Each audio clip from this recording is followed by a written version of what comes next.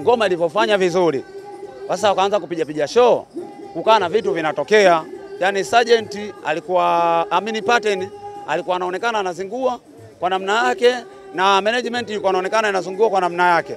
Lakini management ambayo ni D Square alikuwa anakuja kunishtakia masuala ya Pattern, na Pattern anakuja kunishtakia masuala ya D Square.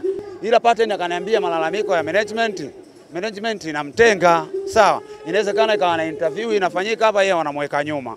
Inawezekana pia vile vile kukawa na issue haba hivyo ya nguo, wakienda sehemu kwenye mashow yeye afanyaje, awamvalishe. Lakini kuna vitu viwili ambavyo aliniambia, mimi niwe mkweli, mimi nilikuwa nawalea wale wadogo zangu wote, nawapenda, sina tatizo na mtu yoyote.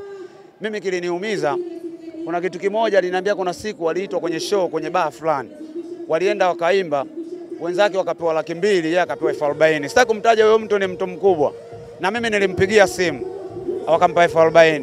Baadaye akaniambia kuwa kuna siku nyingine alikuwa na yani ngoma kipindi inatoka tu, yule Pattern alipiga simu, hapo nilikuwa na mimi, akapiga simu akamwambia sijui nani, sijui Boba alipiga simu akamwambia, bwana naomba mimi hiyo ngoma kipindi mnai-upload na mimi mni collaborate ili account yangu ikue.